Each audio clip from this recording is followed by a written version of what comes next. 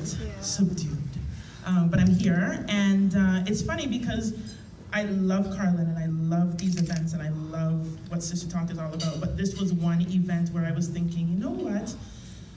I might just throw a little donation towards the event and just sit this one out, because the topic of friendship and really delving into sisterhood is one that's kind of, you were talking about fragile as well, Anika. It's kind of fragile for me right now with just some different things going on and kind of how I'm gonna move forward in a couple situations. And then Carlin asked me to be a table host. And it's funny because there's been a couple things that have happened over the last few weeks that have kind of been pointing me in the direction of, okay, thinking about reconciliation, thinking about different things, and then Carlin asked me to be here, and not just be here, but be a table host was kind of like, okay, girl, like, universe is telling you what you need to do. So, with this question in specific, I've been that friend. I've been the one. I've felt that, you know, I've had certain things going on and haven't felt that support from other friends, but when I thought about this question, what was more poignant to me is those times when I've been that person. And for me, it happens because, and it's been really since I was a child, where I'm very critical of myself, very hard on myself, always trying to push myself to be the best and do the most and do this and manage that and handle this and make everything look flawless. And going for certain opportunities and seeing somebody else get an opportunity that I wanted. Kind of like, but I'm working so hard. How did that person get it? And then, you know, maybe I'm having a tough day and I'm seeing somebody else having a great day and something amazing is going on. And I'm just like, okay, so where's my turn? Where's my good time? And taking that on for myself would lead me to distance myself from other people because I couldn't handle what was happening with them because of whatever was happening and lacking for me. And there was an episode of, I believe it was Oprah's Next Chapter. It was one of her specials with Gabrielle Union, Alfre, Woodard, Viola Davis, and Felicia Rashad talking about being Black women in Hollywood. And, you know, you want to talk about competition and talk about room for one, that's an ideal group to speak of.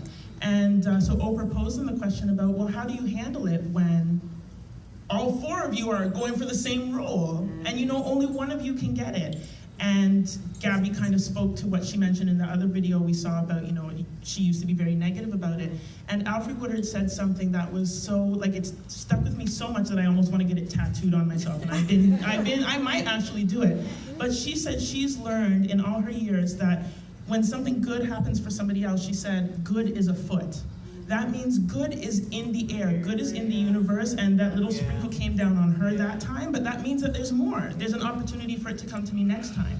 And when she said that, it totally started a change in me that I could look at, even in my tough time, I could see somebody else having a great time, or getting an accomplishment, or winning an award, or having something fabulous happen, and instead of internalizing it in a jealous way, or as this is a sign that I'm lacking even more than I thought, look at it as, you know, it's a little fairy who's coming around and sprinkling happy dust. And so Anika got the happy dust this time, but that means the fairy's doing her job. So she's just gonna find her way to me, and then it'll be all good. So, and I kind of believe that the more I'm able to turn to, you know, Anika, whoever it is that's having that good time, and be genuine and show that support and say, congratulations, like, I'm happy for you, I see what you're doing, and be genuine about it. And I know when I'm not being genuine, so I know when I check myself. But when I'm genuine about it, I think that that's just further proof of the fact that I believe it will come to me next time. So I've learned and worked on changing that mentality from having to distance myself from people and letting people's success reflect on whatever I feel I'm lacking, and use it to kind of just say the possibilities and the opportunities are endless. So let me celebrate this sister, because I'd love for her to celebrate when it comes my time. Yes. And I just want to say, I'm so happy you chose girlfriends, because Tracy Ellis Ross was my style inspiration for today. So I was like, I'm gonna tweet her after. Style inspiration every day. Yes.